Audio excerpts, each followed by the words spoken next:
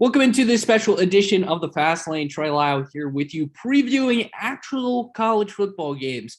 Man, that feels good to say as we are week one of the college football season. I'm joined by Greg Barnes from Inside Carolina as we're going to preview Virginia Tech versus North Carolina, the biggest game in our area in week one, a packed Lane Stadium as maybe the most hyped, most interesting team that North Carolina has put on the field in a long time comes out. But first, Greg, how are you doing today? And thank you so much for joining us. Yeah, thanks for having me on. I'm doing good, ready for college football to get started. It seems like it's been an especially long off season. And now we're here. We're a couple days away. So this should be a fun one.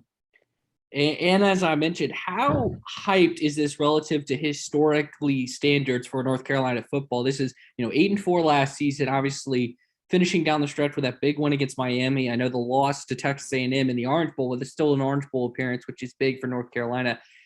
And a lot of hype around this team with the number 10 ranking next to its name. How big are the expectations relative to, the history of Carolina football? Well, I think you have to go back to the fact that the last time North Carolina was ranked in the AP preseason top 10 to start a season was 1997, which was actually the last year of the first Mac Brown era. So we're talking 24 years for North Carolina to be in this situation. They've been in the top 10 a couple of times since, but it all revolves around Sam Howell. And they have a legitimate Heisman Trophy candidate, really the first time, and I think most of our lifetimes. Julius Peppers was up there. Mitch Trubisky for a couple weeks. 2016 his name was thrown around. But Howell's up there with Spencer Rattler from Oklahoma as kind of the two top guys going into the season. And when you add that, the fact that North Carolina has 21 starters back from that Orange Bowl game, just an incredible amount of expectation and hype to the point where Mac Brown's had to very much be like, all right, everybody, settle down. Like, we have to prove that we can do this. We have to prove we belong in the top 10. And that begins on Friday night. Yeah, what a game it is to start the year. I mean, these two of the top three teams probably in the Coastal Division, throw Miami along in there. And so this is a big game right out of the gates. And you touched on Sam Howell. Let's revisit the game real quickly last year. A really good game from a fan perspective, an exciting game, 56-45. Carolina gets it done at home. And it wasn't really Sam Howell's arm. I mean, he had a solid day through the air, but it was the rushing attack, which kind of was the story for Carolina's offense last year. Michael Carter, Javonte Williams, now in the NFL, a high draft picks. I give you how much production, a lot of production lost from the fifth best offense in the country last year. How is that? How are they going to be able to replace that, looking in the matchup last year and then going into this matchup? Yeah, that's a great question. And I think the fact that Javonte Williams and Michael Carter were as good as they were, and they had so many rushing yards, but I think what made them really stand out is, between the two of them, they had about 125 broken tackles, which is really just unheard of for two guys to be able to do that. Javonte Williams led the country with around 75, I believe.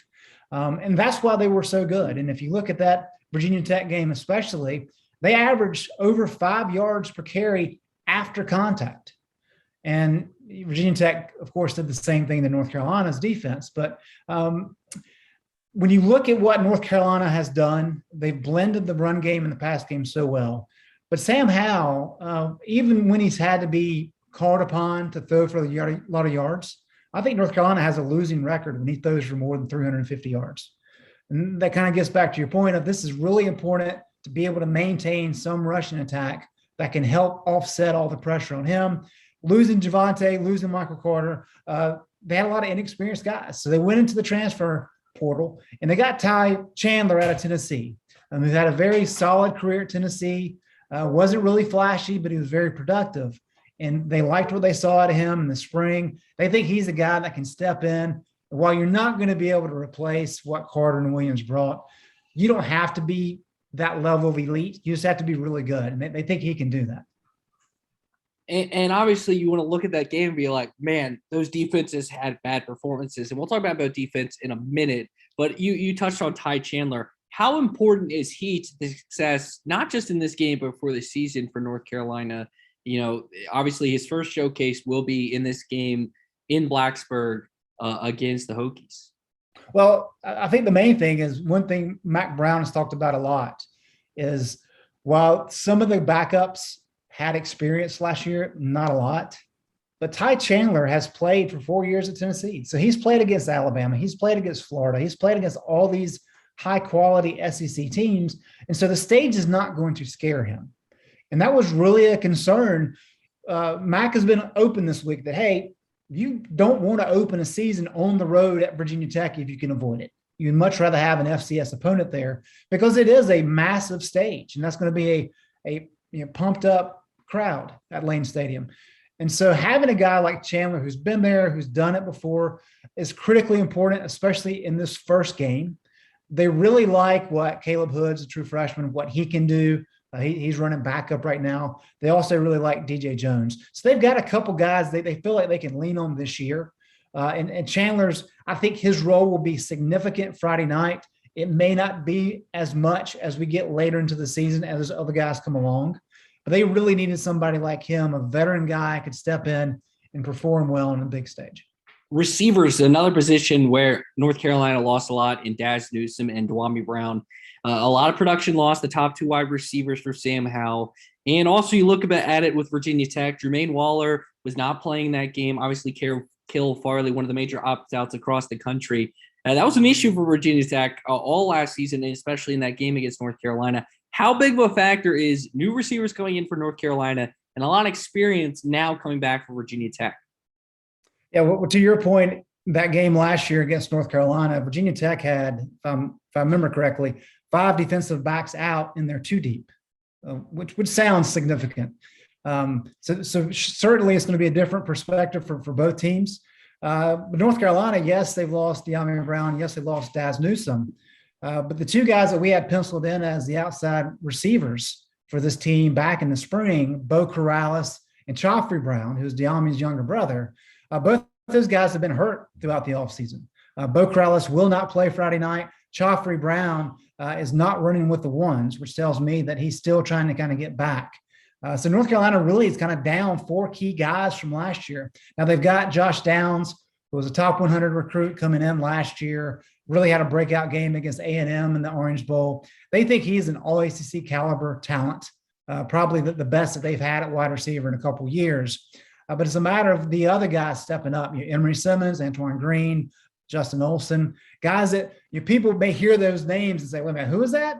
But those are the guys that are going to have to step up and really help Josh Downs. They think that because Sam Howell is who he is, that he's going to make these guys look really good, but they still have to go out and be able to prove that they can do it.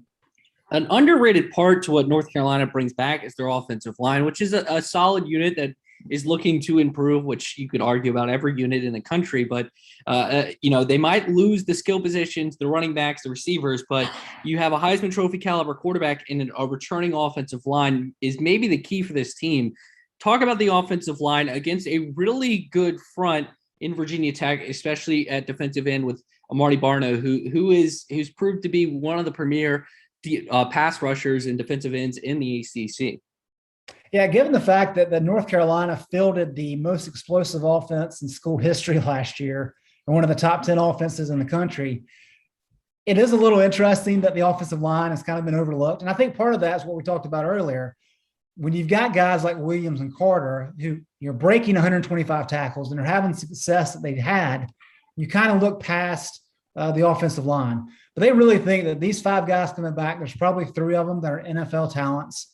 They like the depth behind them. And so, yeah, they're really going to lean on that offensive line to say, look, we know we got Sam Howell. We're not exactly sure what we had at wide receiver or what we have at running back. So we're going to count on the front guys here to really kind of pave the way. And so they think those guys can really step up and be solid. Now, it's going to be interesting. Kieran Johnson's a walk-on senior, is actually slotted to start at center. Because Brian Anderson, who's played center for UNC the last couple of years, he's been banged up in training camp. So that's a key chemistry component right there. But they really like what they have elsewhere on that offensive line, and they think that they've progressed far enough where they can really handle quality defensive ends and line like Virginia Tech's going to present. Moving to the other side of the ball, as I'm with Greg Barnes from Inside Carolina, previewing Carolina versus Virginia Tech Friday night in Lane Stadium. Obviously, Hokies bring back Braxton Burmeister, who kind of became their quarterback towards the end of the season, had a really good showing against Clemson, and then obviously a great game against UVA. How much of a challenge is that athletic mobile quarterback? Obviously, I think Jordan Travis from Florida State provided some issues for the Carolina defense last year. These mobile quarterbacks seem to provide issues for the Carolina defense that is bringing back, a lot from last season and experience, but definitely didn't have their best showing last season during times.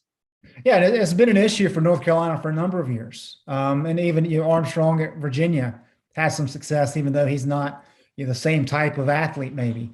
And what Jay Bateman will tell you, defensive coordinator, is that they have to do a much better job kind of setting the edge.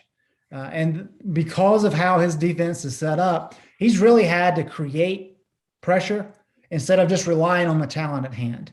And kind of to your point, they think now not only do they have experience, they've got enough bodies where competition's been very effective this offseason. And so they think they've got guys in place now that can do a better job maybe setting the edge and applying pressure so that these running quarterbacks can't really slice them up. Bryce Perkins had a field day against North Carolina 2 years ago. That's just a problem. So they're saying all the right things. We'll have to exactly see how that plays out. They had success early against Burmeister last year in that game as they jumped out to a big lead. A lot of things have changed since then, of course. But they're optimistic that the opportunity is there for this defense to take a significant step forward. And it certainly begins with how they defend the run game, especially with regard to how QBs run the ball. Yeah, run game was big for Virginia Tech also in this game. Khalil Herbert, who felt like had this type of game against everyone last year, 18 carries under 38 yards, average of 7.7 yards per carry. That'd be impressive, but that's the third best in that game. So just to put in perspective how much rushing was done in that game last season, and for a 56-45 game like it was, a lot of running last year. How is the run defense this year? How do you feel about it? We talked about the quarterbacks, but obviously Virginia Tech was able to run the ball effectively, and they have a lot of good and depth at the running back position, and obviously the strength of their offense is their offensive line and bringing back a lot of experience. Well, Jay Bateman will tell you this, and I think every single defensive coordinator will tell you this, even though the game has changed over the last 20 years. But everything begins with stopping the run. And North Carolina has not done that very well the last 2 years. When you look at what Jay Bateman wants to be able to do, he really likes the 3-4 base, but he hasn't really had the bodies to execute that properly. Tamon Fox is a good example. He's really an outside linebacker. He'll play that position this year. They had to use him at end last year on the a 3-4 end, which is typically a big guy. He's 250 pounds. And when you're going up against big, powerful lines, whether it's Virginia Tech or Notre Dame or Texas A&M, that's a problem. And so now they've actually got 10 guys on this roster who are 285 pounds or more on the defensive line. I can't remember the last time North Carolina had that. And a lot of these guys are very, very talented. Now, a lot of them are very young, so they're going to get some opportunities to see how they do, but that opens up the opportunity for some mistakes. But Bateman thinks he's much better positioned to have a strong front where he's not having to scheme as much to make up for weaknesses. And so we'll have to see. I mean, he's talked it up. Mac Brown has talked it up. So I'm excited to see kind of what plays out on Friday and to see if this defense actually can take a legitimate step forward, because for that to happen, it has to begin with that defensive line. Couple more questions for you, Greg. Greg Barnes, Inside Carolina, previewing North Carolina, Virginia Tech on this special edition of the Fast Lane, previewing Friday night, Lane Stadium. They played it during practice, Inner Sandman. Last time they were there, a very interesting game, 6 overtime game. Sam Howell was a freshman. I remember part of it was Mac Brown wanting his team to experience Inner Sandman. They came out a little early and to experience it. How big is this game for North Carolina in terms of what they want to accomplish this season, which is obviously getting to the ACC championship game and being able to challenge Clemson, which if you look over the last 2 years, North Carolina maybe became the closest team to it in the ACC outside of, the jumping in Notre Dame. Well, Virginia Tech has spent a lot of time, around the top 10 the last 20 years. So Virginia Tech fans understand this.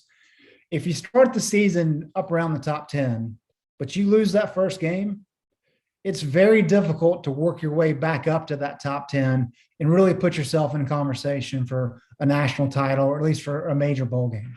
North Carolina understands that. Last year they climbed up to number 5, went to Florida State, just were not prepared for that game, got beat, and really never got back close to that top 10 ranking. So they understand that while they are top 10, a lot of it's based on this hype and this expectation around Sam Howell and this program. And so they have to come out and live up to that hype. The challenge is, of course, nobody played in front of packed stadiums last year. So a lot of guys playing for North Carolina haven't ever seen a college football stadium that's packed, especially not a place like Lane Stadium, which, how much energy does the Hokie fans have stored up, dating back to 2019? I'd imagine quite a bit. And so that's really what Mac Brown has kind of preached is you have the opponent, but you also have the environment. And you have to go in knowing that, hey, Enter Sandman's going to have that place rocking. It's going to be very loud early. So not only are you competing against the Hokies, you're competing against that atmosphere and that crowd. And that's very important to handle your emotions, to make sure you're doing everything right this first couple of quarters so things don't get out of hand. And that's kind of the two things they've been working on. But to win this game for North Carolina really is a must if they think that they can be a legitimate top 10 team all season long. You get Georgia State in the next week. That kind of gives you a little bit easier game to kind of work into the season. But you don't want to drop this season opener and have that ranking plummet because it's so hard to kind of build back up after that kind of loss. Yeah, you touched on the North Carolina side. Let's look at the Virginia Tech side. I know you write for North Carolina, but you've seen this sport on every angle, and everyone knows a coach under fire that's desperate for a big win, and that is Justin Fuente in this one. I mean, the guy was a brink of losing his job last season. You go into this game against one of your coastal rivals, a team you basically need to beat to make the ACC championship in North Carolina, a top 10 team at home, and there's a lot coming back for you. How important is this game for Virginia Tech, looking at it from like an outsider's view? Well, critically important for Justin, but I think for the program as a whole. I mean, this is a program that's had losing seasons too the last 3 years, really ever since coming into the ACC and even dating back to the late 90s. It's been one of the top programs in the country, especially in the Southeast. And you don't want that to continue. So if you have a national televised game, you can say, which is what Justin's been saying all offseason, hey, COVID hit us really hard last year. There were some issues. We feel like we're in a better position. We've got all these returning starters. We think we can kind of get back to where we belong. And if you can do that week 1 against a top 10 opponent, especially with it being North Carolina and a coastal division foe, all of a sudden that builds a bunch of goodwill, right? I mean, as you said, if he doesn't beat Virginia last year, he may not be here, but he beat Virginia. And now if he can carry that over and beat North Carolina, all of a sudden things start rolling in the right direction. However, you lose this game and maybe it's not as competitive as some think it should be, well, then things get kind of sketchy and it becomes a matter of, okay, he had the team with him going into the game. How does that hold up the rest of the season? And that's going to put him on the hot seat very quickly if things don't play according to plan in this game. I don't think he has to win this game to stay off the hot seat, right? I just think it's a matter. They've got to be competitive. They've got to show that they've grown since last year. Well, I think we've summed up this game perfectly and got you ready. And before I let you go, Greg, let's head out to the desert, or I guess everywhere now, basically how it feels like. UNC, a 5.5-point favorite for a top 10 unranked matchup. That's pretty interesting. They definitely think Virginia Tech, they've hovering around the top 25, to be fair to them. Over under 64.5. Wow.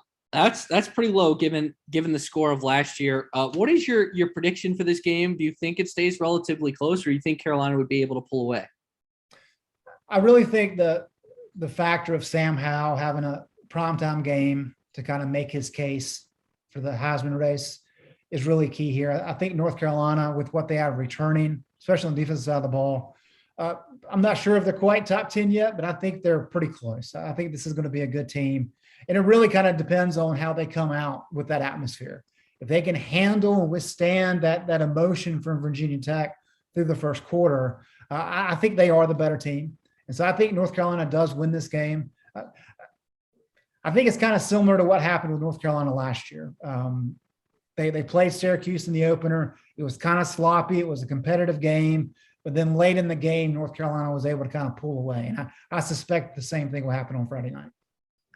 I unfortunately have to agree with you as a tech grad, as everything that comes with it. I think this could be a touchdown game, honestly, but I think Carolina wins by I think the over is going to cruise here. I think 64.5. If you can find that somewhere, obviously you can't do it in Virginia, and there's other places you can do it. Wink, wink. If you're not listening in Virginia, go ahead and do it. But 64.5 is definitely hit the over. That's what I feel most confident in, because I could see this being a close game, just beginning the first game of the season, and Virginia Tech might be looking to use ball control as well. But I agree with you. I think in the range of the 35-28 kind of score, maybe a little more than that, Carolina gets it done, and I believe they're going to be the team that loses to Clemson, as everyone says, in the ACC championship game. But it's the Coastal Division. And you know what that means? Anything can happen. So yep. We'll see what happens. Greg, thank you so much for joining me. How can our listeners get more content with you, especially any Carolina fans listening, or people just want to follow the team throughout the season? Obviously, basketball season is going to be here before you know it. How can our listeners get more content from you and all the folks at Inside Carolina? Well, the primary outlet is InsideCarolina.com, but also on Twitter, we stay pretty active on that. And that's at Inside Carolina. So a lot of content coming up, and it should be an exciting start to the season. Well, Greg, thank you so much for joining me today and carving a little time out to talk to me. And this was the special edition of the Fast Lane. You can connect with us. You can connect with me as well at Trey Lyle VT, at Fastlane Ed Lane, Facebook, Twitter, Instagram, also at fastlane@gmail.com. Send your thoughts in. And thank you so much for listening to this special edition of the Fast Lane.